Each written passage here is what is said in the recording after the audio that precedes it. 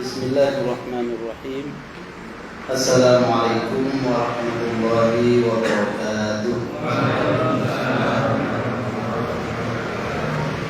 Monggo kita buka surah An-Nisa ayat 64. An-Nisa ayat 64. A'udzu billahi minasy syaithanir rajim.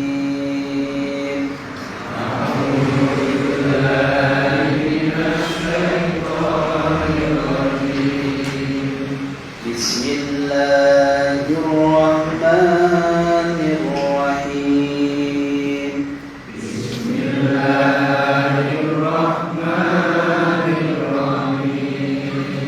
Alhamdulillahi rabbil alamin.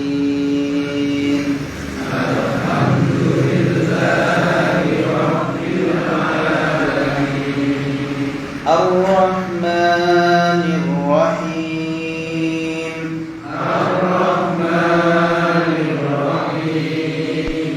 Maliki yaumiddin.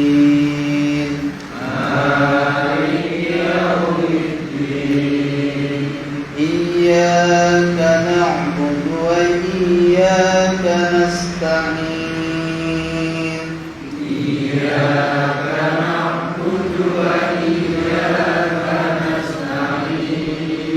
Ihdinas siratal mustaqim.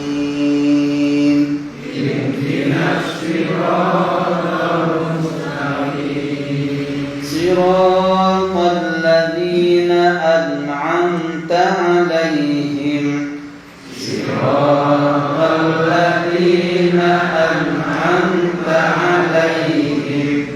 Ghairil maghdubi 'alaihim waladdallin.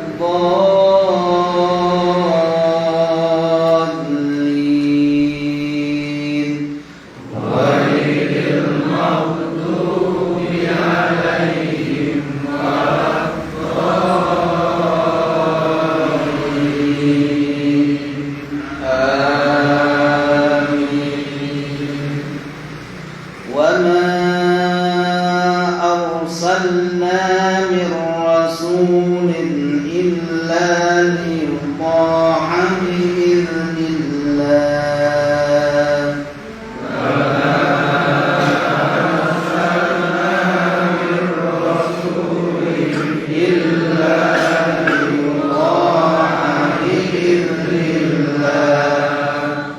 ولو أنهم إذ ظلموا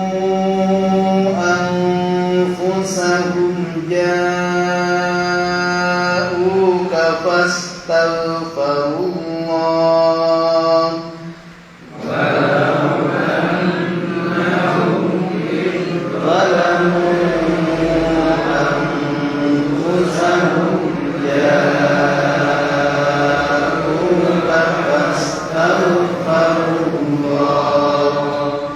فاستغفروا الله واستغفر لهم الرسول.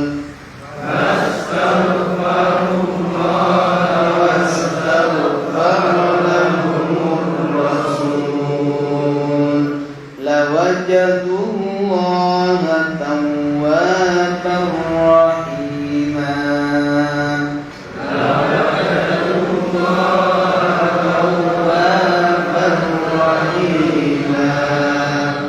فلا وربك لا يؤمنون حتى يحكموك فيما شجر بينهم.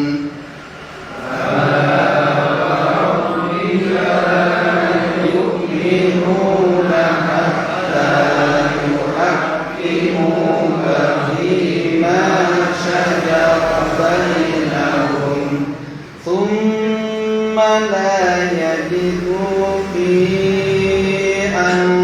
أنفسهم حرجا مما قضيت ويسلموا تسليما.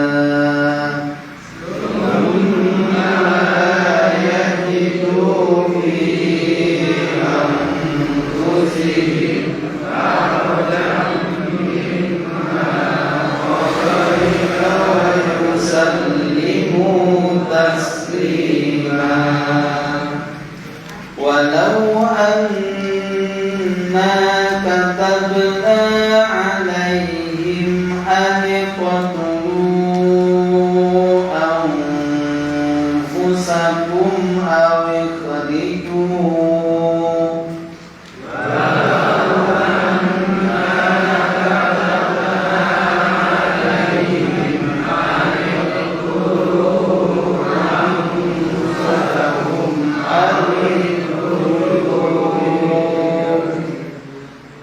أو اخرجوا من دياركم ما فعلوه إلا قليل منهم أو اخرجوا من دياركم ما فعلوه إلا قليل منهم ولو أنهم فعلوا ما يوعظون به لكان خيرا لهم وأشد تثبيتا ولو أنهم فعلوا ما يوعظون به لكان خيرا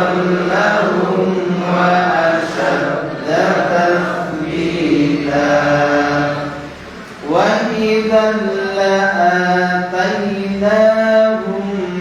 من لدنا أجرا عظيما وإذا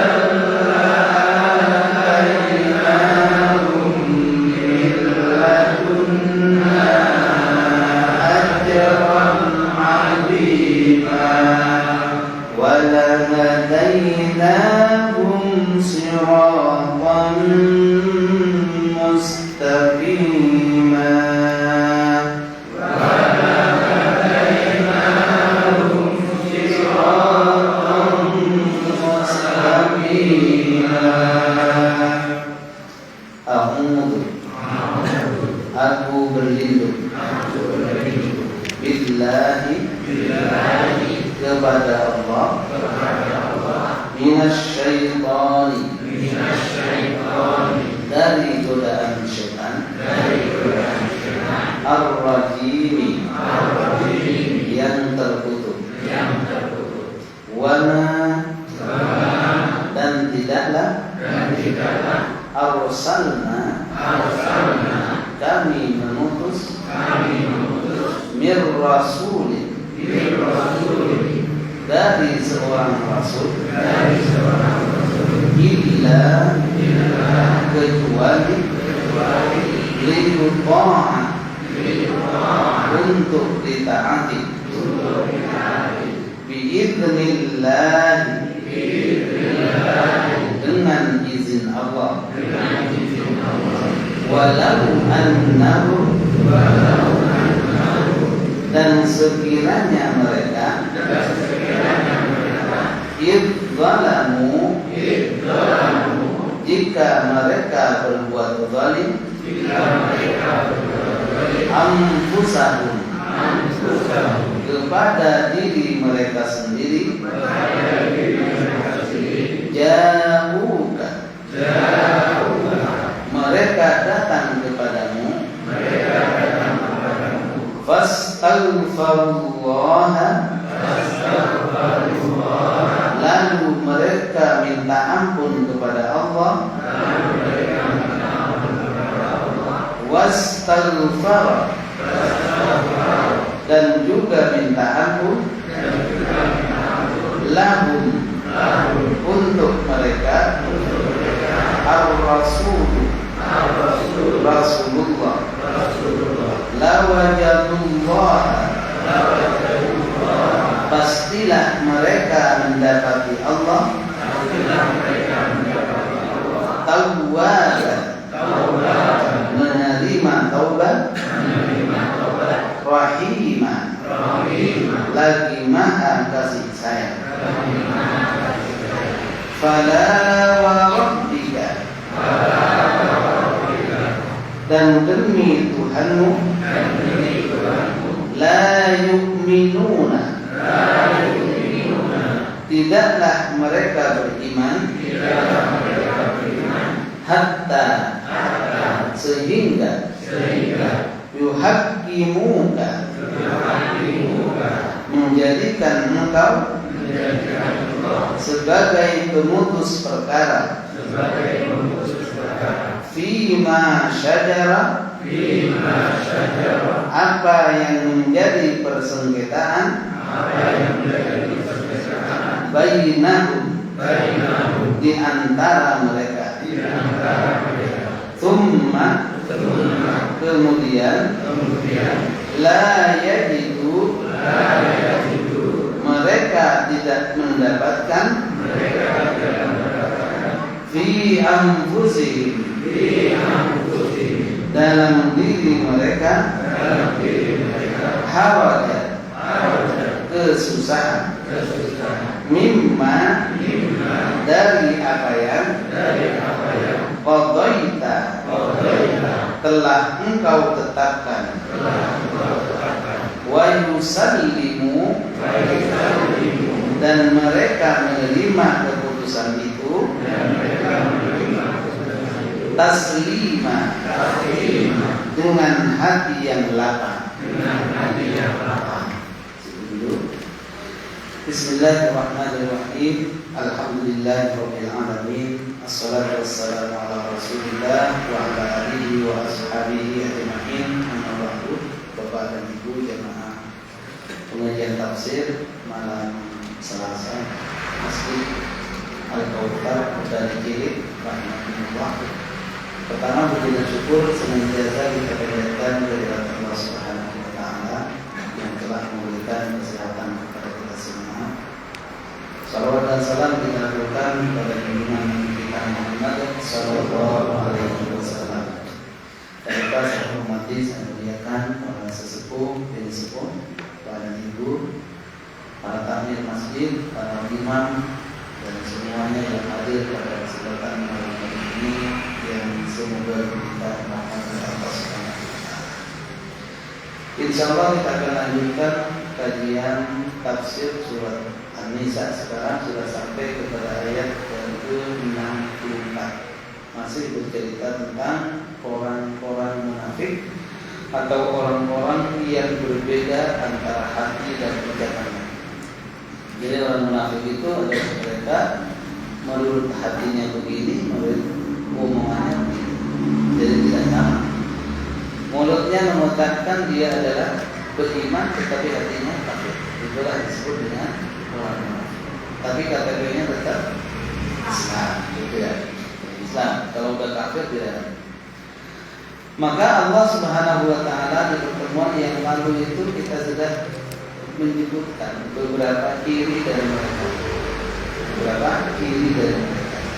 Di antaranya mereka itu adalah termasuk apabila mereka menginginkan ketemu sesuatu kepada Nabi Sallallahu Alaihi Wasallam, maka mereka berani bersumpah, gitu kan? Berani bersumpah demi Allah untuk menyelesaikan apa yang dia inginkan. Sebab ingin apa atau biar dia terhindar dari kesalahan, bersumpah. Itu banyak di TV, banyak kan? Berani bersumpah demi Allah, demi Rasul, padahal dia ngelakuin cewek. Itu makanya itu tidak boleh.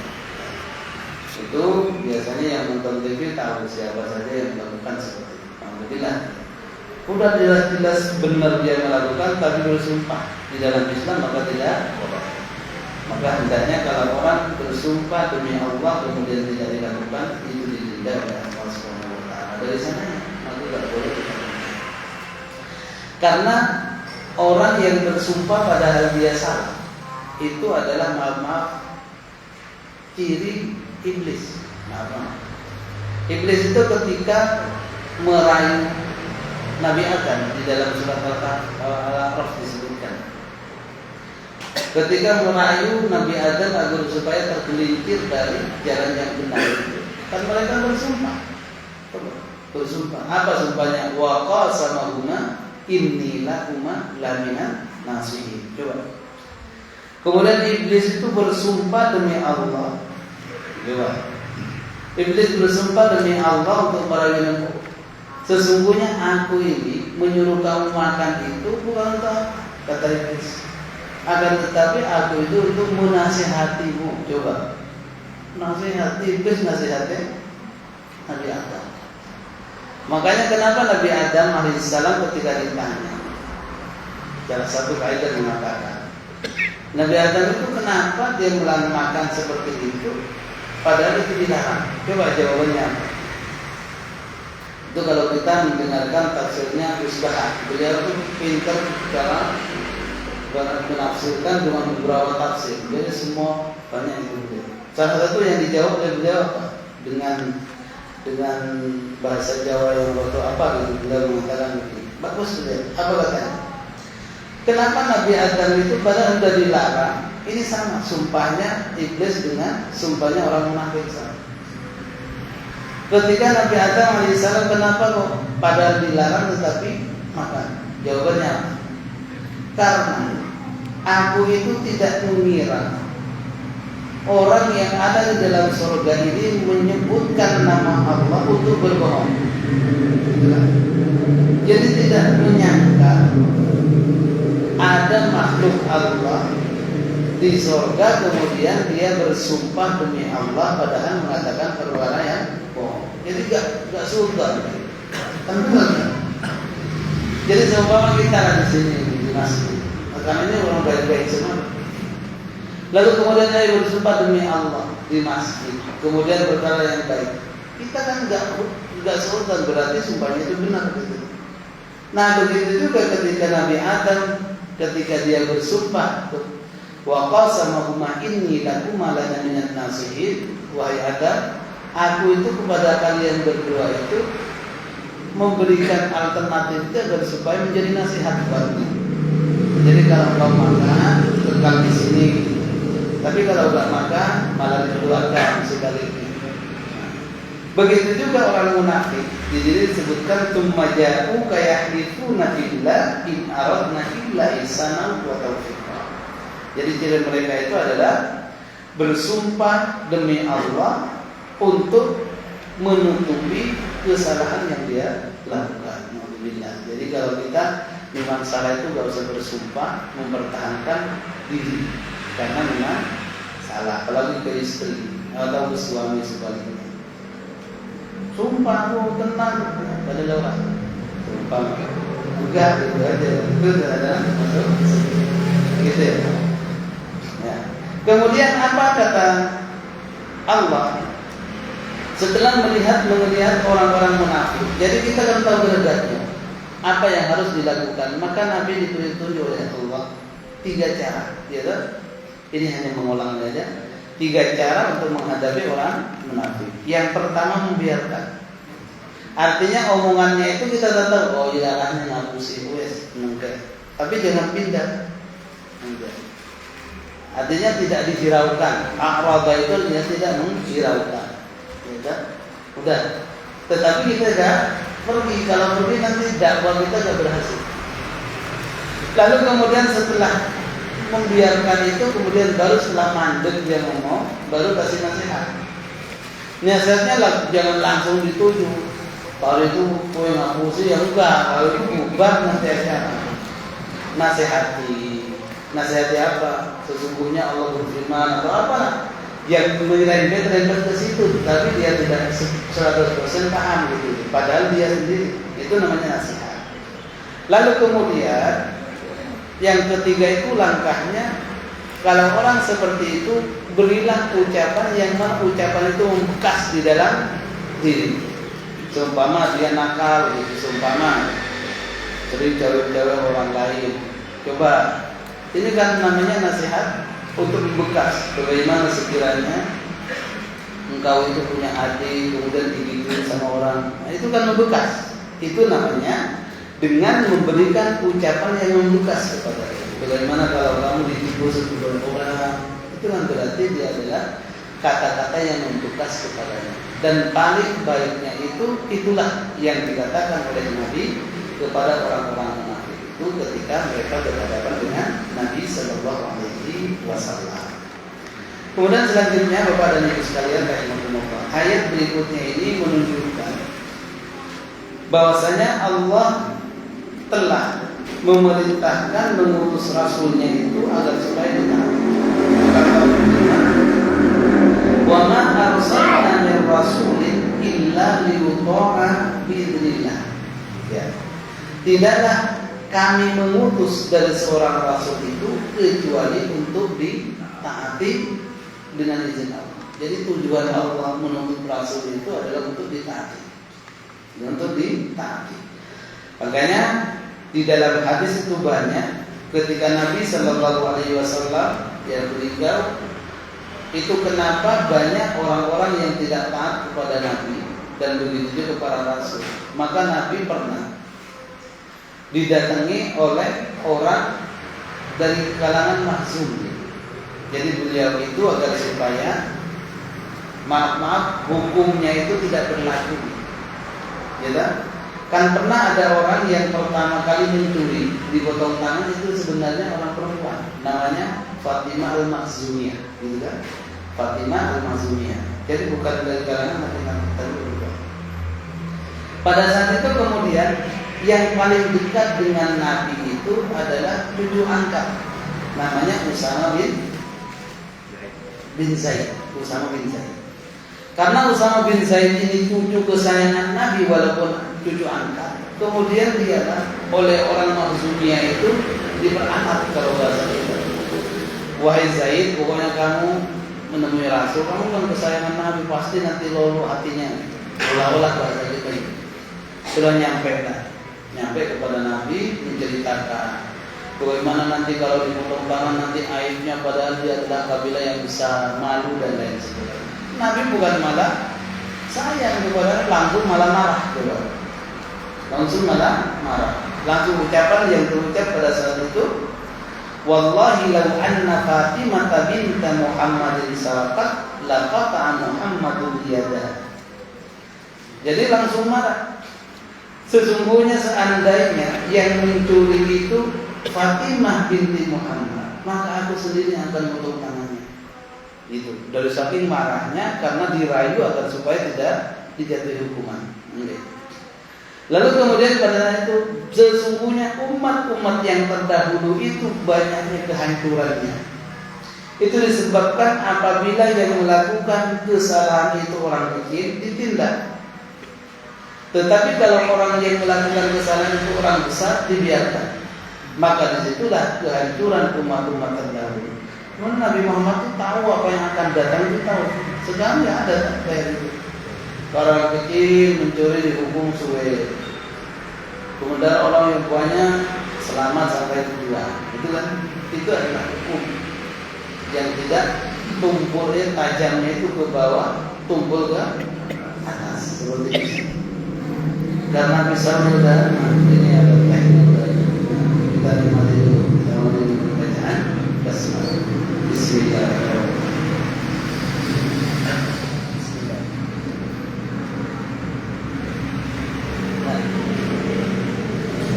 Ya, kita lanjutkan, kita mengurangi kenikmatan Bapak Ibu sekalian.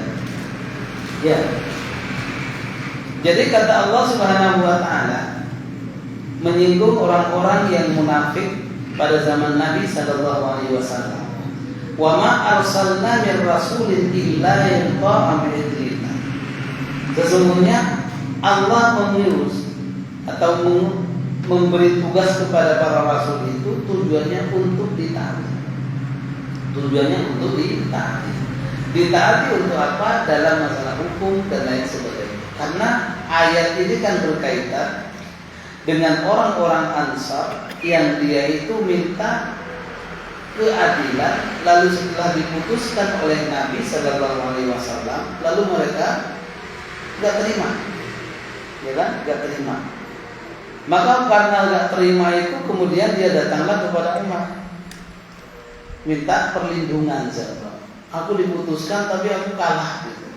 Maka setelah nyampe kepada Umar, lalu siapa lagi yang kau anggap adil kalau Nabi Muhammad tidak kau anggap adil? Masuk ke dalam rumah malah dipenggal kepalanya, habis. Ini menunjukkan bahwasanya kalau Allah Subhanahu wa taala dan Rasulnya sudah menetapkan suatu hukum, maka harus ditaati. Itulah maksud daripada apa yang dikerjakan oleh mereka pada saat itu. Walau annahum, sekiranya mereka, yang dimaksud mereka siapa? Orang-orang munafik. Ini masih konteksnya adalah orang munafik. Walau annahum idzalamu anfusahum, dan seandainya mereka itu idzalamu anfusahum, jika mereka itu melakukan kezaliman kepada diri sendiri. Yang dimaksud kezaliman di sini adalah kezaliman kemunafikan. Kemunafikan. Ja'uka, lalu mereka itu datang kepadamu. Jadi orang melakukan kemunafikan. Lalu datang mereka itu kepada Nabi Muhammad, fastaghfirullah. Lalu mereka itu beristighfar kepada Allah. Wastaghfara lahumur rasul. Lalu Nabi pun memintakan ampun untuk mereka. Jadi istighfar yang pertama itu istighfar diri sendiri kepada Allah. Itu disebut dengan fastaghfirullah. Dan kemudian setelah itu Nabi pun juga memintakan ampun untuk mereka. Lawajadullaha tawwabar rahimah. Pastilah orang yang demikian itu akan mendapati Allah akan mengampuni dosa-dosa mereka. Jadi maaf. Jadi kalau ada sangkut pautnya dengan seseorang, maka tidak cukup dengan kita langsung minta ampun kepada Allah. Tidak. Akan tetapi datang dulu kepada orang tersebut, kemudian dia minta maaf. Lalu ketika dia sudah minta maaf, lalu dia memaafkannya, barulah bisa termaafkan. Karena begitu juga kasusnya kan di sini. Orang munafik sudah banyak yang dilakukan kan orang munafik itu. Tapi kalau tiba-tiba saat dia mau bertobat, setelah itu mereka minta ampun kepada Allah. Bukan hanya cukup minta ampun kepada Allah, akan tetapi datang kepada Nabi dan minta agar supaya Nabi juga minta ampun kepada Allah untuk mereka. Nyambung kan? Jadi mereka dosa. Tapi dosanya itu dia sudah mengkhianati Nabi dengan kemunafikannya.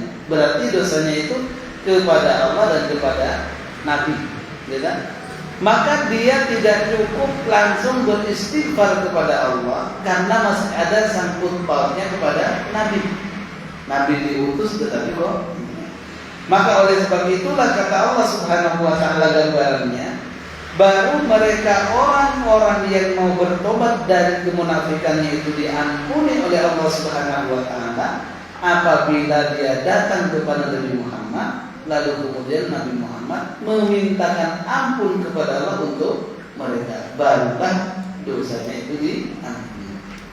Maka begitu juga ketika kita pernah salah kepada orang, baik menyakiti ataupun apapun bentuknya, atau pernah kita pinjam tapi tidak dikembalikan, seumpama, maka hal yang semacam ini tidak cukup kita langsung bermuajat kepada Allah minta ampun, karena masih ada sangkut pautnya dengan orang. Jadi kita minta maaf dulu kepada orang terus, syukur-syukur orang tersebut minta kepada Allah agar supaya diampuni kesalahan-kesalahan. Tapi jarang kita lakukan seperti itu.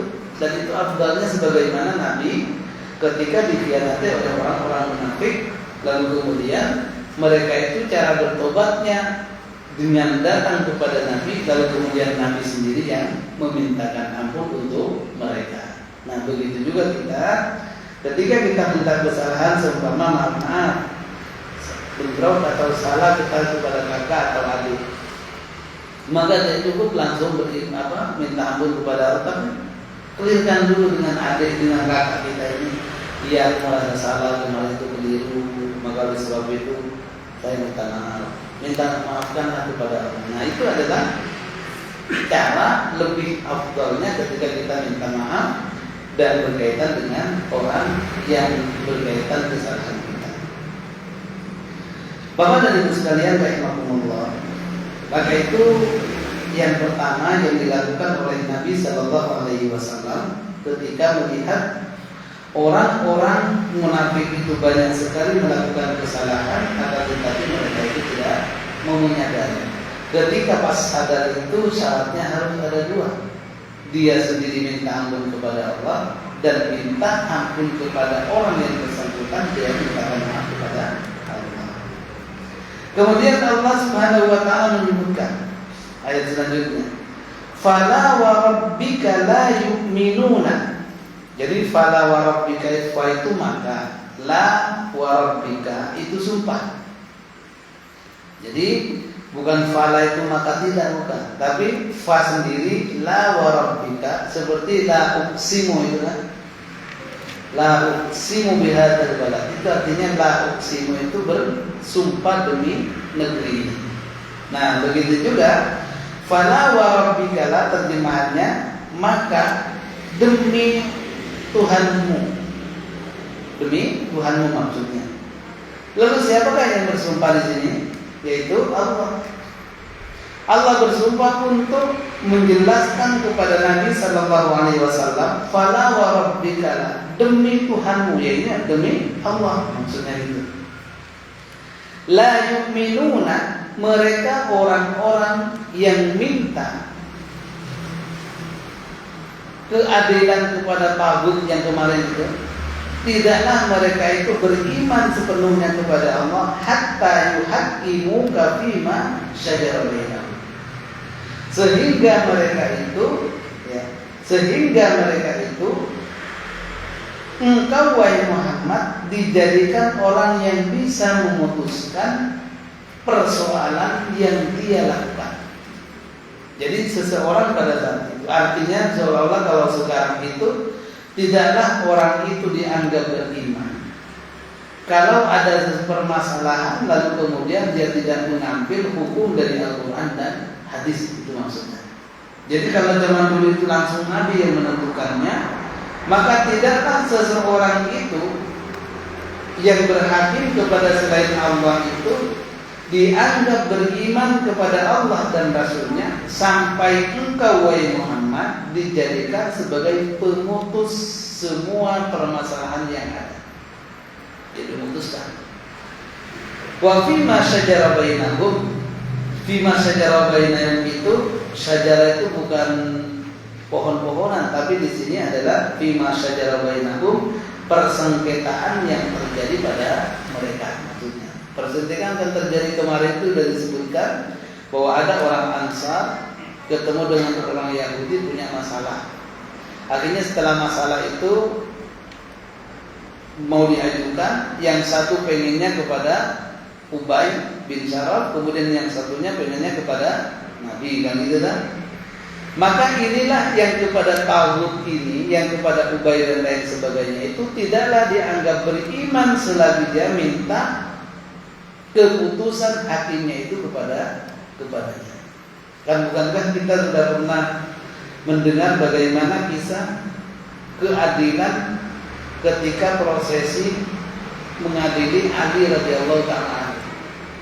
Jadi Ali itu pernah diadili, padahal beliau sudah menjadi khalifah. Jadi khalifahnya Ali itu sebentar ya dibandingkan dengan yang lain, karena beliau kan bergejolak dengan terjadinya Muawiyah gitu ya pada saat itu. Ya, makanya Hasan itu sebagai cucu Nabi Sallallahu Alaihi Wasallam yang menyelesaikan masalah pada saat itu. Yang mana Hasan bin Ali rela dia jabatannya sebagai khalifah itu diserahkan demi perdamaian. Itu kan berat. Ya, demi perdamaian rela, padahal pendukungnya banyak, tetapi rela agar supaya Islam itu damai, diserahkan dia wes. Jadi makanya Hasan luar biasa. Hasan itu adalah cucu Nabi Sallallahu Alaihi Wasallam yang dia termasuk paling tingginya nantinya dalam derajat di surga pada saat itu. Maka suatu keadilan yang ditunjukkan dalam Islam selain Utsman, selain Umar dan lain sebagainya ada juga Ali. Ali radhiyallahu ta'ala anhu pernah beliau itu diadili juga walaupun sudah menjadi khalifah. Jadi kalau di sini semua presiden diadili oleh Mahkamah Konstitusi gitu. Yang itu kan keder duluan dan harusnya hakimnya gitu. Sementara lawannya itu adalah orang Yahudi. Maka Ali radhiyallahu ta'ala anhu beliau itu kan pernah kehilangan apa? Baju perang. Baju perang itu kehilangan baju perang. Dan pada saat baju perang itu hilang, lalu kemudian ternyata memang benar-benar dicolong oleh orang Yahudi.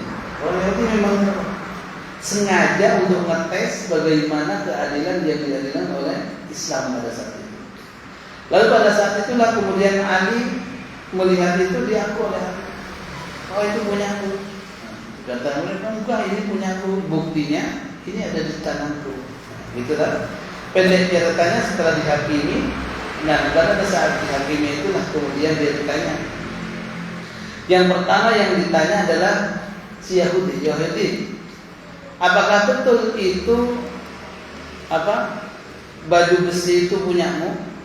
Dan apa buktinya? Ini betul-betul milikku karena ini berada di tempatku. Gitu. Betul kan? Lalu kemudian Ali, coba Ali, kamu mengapa engkau mengaku bahwa itu milikmu? Katanya Ali, aku itu tahu persis bahwa itu bolongnya kena panah, itu bolongnya kena ini. Yang bolong-bolong itu bukan hanya punya Ali aja, tapi banyak juga yang bolong seperti itu. Akhirnya dikalahkan. Ali itu dikalahkan oleh orang Yahudi karena tidak ada saksi. Makanya pentingnya saksi itu dalam masalah ini adalah penting, apalagi masalah-masalah yang berkaitan dengan masalah hukum seperti itu. Lalu pada saat itulah kemudian Yahudi ini dimenangkan karena memang buktinya jelas. Dia berada di rumahnya dan berada di tangannya. Itu pada saat itu belum ada CCTV barang, ya. Tentunya yang lebih kuat itu yang punya. Nah, maka saat itulah kemudian Allah Subhanahu wa taala memberikan petunjuk kepada hakim tersebut, maka dengan kejujuran hakim dan berkaitan dengan apa yang dia ketahui tentang keadilan, maka orang Yahudi itu ternyata dia luluh hatinya masuk Islam. Ini kan berarti salah satu keadilan itu bisa menyebabkan orang itu bisa luluh hatinya. Dan ini banyak sekali terjadi di zaman dulu. Dari zaman dulu tentang keadilan-keadilan yang sangat istimewa. Maka kata Allah Subhanahu wa taala, "Fala wa rabbika la yu'minuna hatta yuhaqqimuka fima shajara bainahum." Jadi sesungguhnya tidaklah dianggap beriman orang apabila dia memutuskan perkaranya itu tidak dengan apa yang dibawa oleh Nabi Sallallahu Alaihi Wasallam. Jadi kalau Nabi sudah tidak dipercaya lagi, lalu siapa lagi? Itulah sebabnya. Tsumma la yajidu fi anfusihim harajan mimma qadaita wa yusallimu taslima. Jadi ini syaratnya. Syarat terimanya orang-orang munafik ketika dia mau bertobat itu, para mufassir di sini menyebutkan yang pertama. Jadi syaratnya orang-orang yang bertobat ketika dia pernah salah, pernah munafik gitu. Alhamdulillah, mudah-mudahan kita semuanya gak terlalu. Tapi seumpama ada, lalu kemudian pengen tobat itu ada syaratnya. Ada syaratnya. Maka di sini disebutkan yang pertama ketika dia mau bertobat, benar-benar bertobat, dia pertama harus beristighfar langsung kepada Allah. Harus langsung kepada Allah. Jadi minta ampun dan sebenar-benarnya. Kemudian yang kedua, di samping dia beristighfar kepada Allah, syarat yang kedua, dia harus minta kepada orang yang pernah dizalimi itu, dia memintakan ampun kepada Allah. Seumpama contoh kecil, si A pernah menyakiti si B sampai nangis-nangis di tengah banyak orang, banyak. Akhirnya yang menyakiti itu lama kelamaan kena musibah, alhamdulillah, lalu kemudian sadar bahwasanya pernah menyakiti orang dan lain sebagainya. Akhirnya dia sadar. Maka setelah sadar itu tobat kepada Allah. Enggak cukup tobat kepada Allah saja, tapi dia harus minta maaf dan minta agar supaya orang ini memintakan ampun kepada Allah untuk dia. Maka caranya begitu yang kedua. Jadi dia orang apa? Wahai temanku, aku sudah tobat. Tidak akan saya ulangi lagi. Tidak akan saya ulangi lagi. Jangan pakai insya Allah kalau dia itu udah tobat kok. Insya Allah dia. Lalu setelah itu baru kemudian, maka oleh sebab itu agar doa agar tobat itu diterima, mohonlah engkau merelakan dan engkau juga memintakan ampun kepada Allah. Itulah syarat yang dianjurkan oleh Allah kepada Nabi Sallallahu Alaihi Wasallam untuk menerima taubatnya orang-orang yang munafik yang mengkhianati Nabi sallallahu alaihi wasallam. Syarat yang kedua. Kemudian yang ketiga, syaratnya adalah hukum-hukum yang ditentukan itu adalah dikembalikan semuanya kepada Nabi atau kepada Islam. Artinya kalau zaman sekarang kan Nabi udah gak ada, berarti kembalinya itu kepada Al-Quran. Jadi hukum yang apa dalam kita, apapun yang terjadi dalam kita, maka semua hukumnya itu dikembalikan kepada Allah. Seumpama dulu kita sudah pernah dulu sudah pernah membagi waris, kemudian setelah sadar tentang pembagian waris itu salah semua. Sekarang sadar, tapi masih belum entek, belum habis. Maka yang ada yang seharusnya hak sono maka hendaknya diberikan. Dan nyampe ke sana tidak cukup dikembalikan, suruh mintakan ampun kepada Allah agar supaya itu disebutkan. Kan banyak yang seperti itu. Dan ini adalah syarat. Jadi hakim menghakimi minta ampunnya itu khusus diberikan minta hanya kepada apa yang ditentukan oleh Allah dan Rasulnya. Itu syarat ketiga kalau berkaitan dengan masalah keadilan. Kemudian yang syarat yang berikutnya, tsumma la yajidu fi anfusihim harajan mimma qadaita. Kemudian dia tidak merasa berat, tidak merasa terbebani dari keputusan yang telah diputuskan. Jadi seumpama laki-laki mendapatkan dua bagian daripada perempuan, maka ketetapan itu si wanita itu setelah kita bertobat itu meyakini bahwa itu adalah ketetapan Allah, itu maksudnya. Itu kalau masalah waris. Kalau masalah wasiat, seumpama berwasiat, orang tua wasiat, kemudian diberikan kepada teman akrabnya seumpamanya. Maka setelah diberikan kepada teman akrabnya, ternyata batas wasiat itu maksimal berapa? 1/3. Tapi ternyata sebelumnya itu diberikan banyak, separuhnya. Maka sisa atau lebih dari 1/3 itu harus dikembalikan kepada yang ahli waris. Nah itu kan yang tahu seperti itu karena ngaji. Maka oleh sebab itu berarti dikembalikan dan rela terhadap apa yang ditetapkan oleh Allah Subhanahu wa taala. Jadi syarat yang pertama adalah beristighfar sendiri langsung kepada Allah. Syarat yang kedua, orang yang bersangkutan untuk memintakan maaf kepada kita untuk Allah. Kemudian yang ketiga, hendaknya ketika ada persoalan itu yang menentukan hanya Allah dan Rasulnya. Lalu kemudian dia tidak merasa berat dari apa yang telah ditetapkan.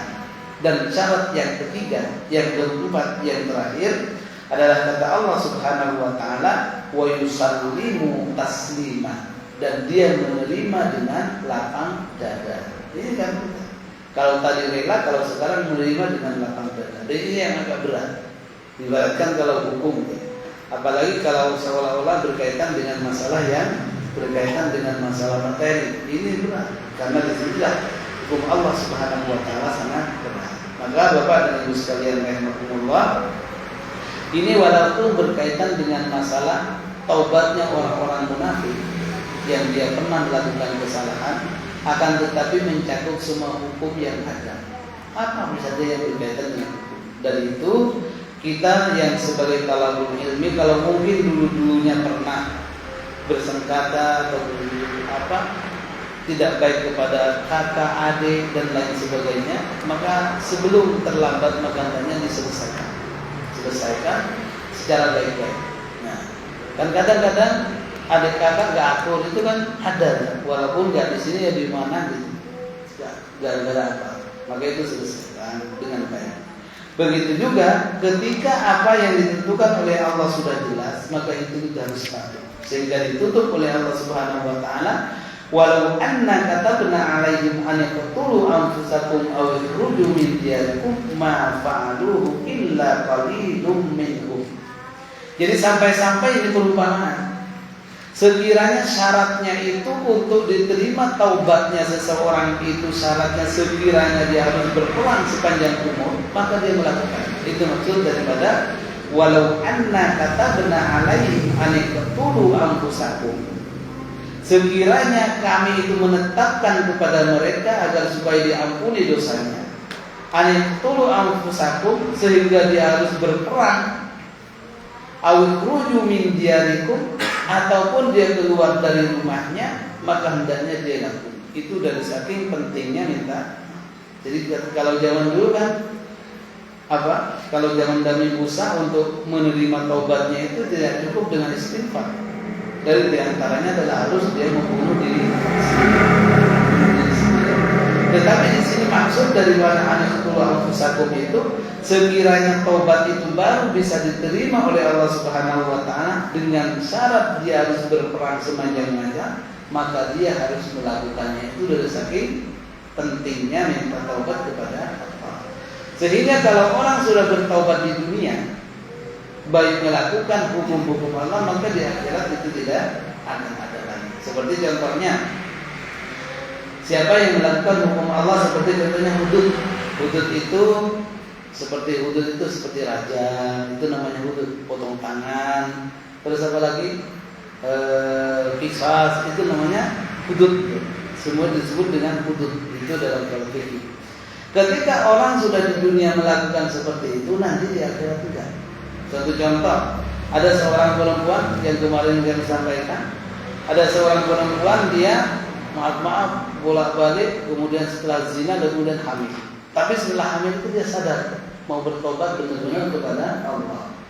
Kemudian datanglah kepada Nabi, wahai Nabi, aku telah berzina. Coba, Quran itu, aku telah berzina, maka mohon aku dirajam.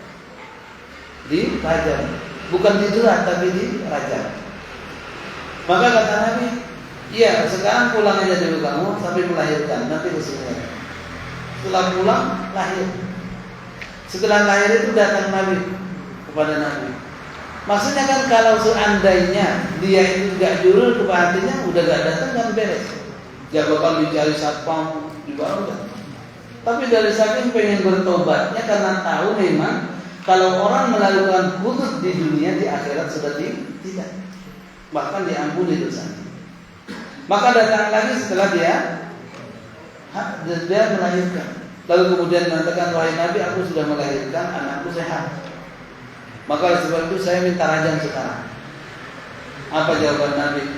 Sekarang kamu balik lagi, susuilah anakmu itu sampai 2 tahun. Kemudian datang lagi. Artinya di tengah-tengah itu kan Nabi mencoba mereka menguji. Apakah di tengah-tengah perjalanan itu selingkuh lagi apa enggak kan itu. Tapi ternyata dia memang jujur. Setelah 2 tahun selesai baru datang kepada Nabi. Nabi, anakku sudah besar, maka oleh sebab itu saya mohon untuk dirajam. Cuma ini kan luar biasa, minta dirajam. Lalu kata Nabi pada sahabat muda, silakan kamu siap, kemudian pendam. Di sini kan, kalau rajam itu kan di sini. Jadi tinggal kepala saja. Jadi di sini semuanya ditanam di tanah, lalu kemudian tidak bergerak, udah pasrah. Jadi kalau rajam itu mati ya. Lalu kemudian dipukul. Itu dicambuk sampai, kalau rajam sampai mati. Tetapi kalau derah itu hanya derahnya hanya 80 kali atau sampai 100. Dan itu kalau sudah dapat 20 meninggal, tidak usah dibadanya terus, sudah selesai. Begitu. Maka kalau sudah melakukan seperti itu, maka di akhirat sudah tidak ada hukuman lagi. Tidak ada, sudah diampuni, sehingga tenang dan lain sebagainya. Tetapi kalau di dunia malah umpet-umpetan, nggak mengakui bahkan nggak tobat, matang nanti di akhiratnya. Maka itulah kenapa orang yang tahu tentang dosa, tahu tentang hakikat siksa, bahwasanya mereka memilih di dunia. Kenapa? Apa? Di dalam Al-Quran ayat sebelumnya kan diceritakan bahwasanya kullama nabijat juluduhum baddalnahum juludan ghayraha liyadhuqul adzab. Yang mana salah satu siksanya ketika berada di dalam neraka itu dia kemudian gosong, kemudian diganti lagi dengan kulit yang baru.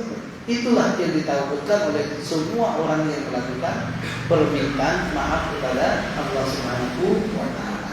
Maka Bapak dan Ibu sekalian rahimakumullah, sekali lagi ini adalah gambaran Allah Maha Sayang, kasih sayang kepada hambanya, kepada manusia, Walaupun dia sudah melakukan hal yang jelek, akan tetapi masih ada cara jalan untuk baik.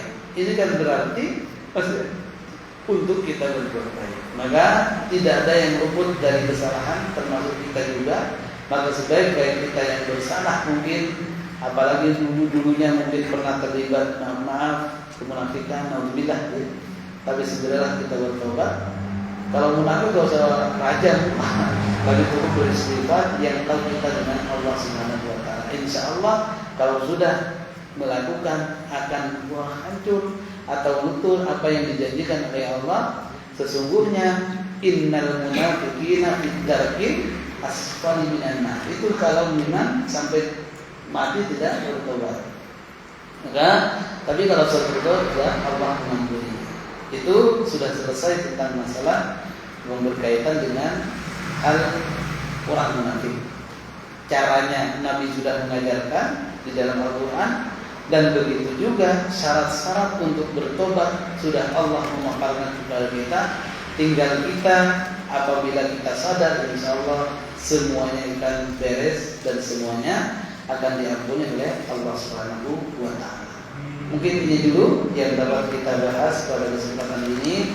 Mudah-mudahan semua kita tidak terlibat kepada kemunafikan, dan mudah-mudahan kita semua juga bisa istiqamah dalam berbuat kebaikan insyaallah. Insyaallah pertemuan yang lain itu sudah berubah pindah tentang hukum yang lainnya insyaallah. Mungkin ini yang dapat kita bahas. Mari kita akhiri, kita tutup dengan sama-sama membaca doa kafaratul majlis. Subhanallahumma wa bihamdika asyhadu an la ilaha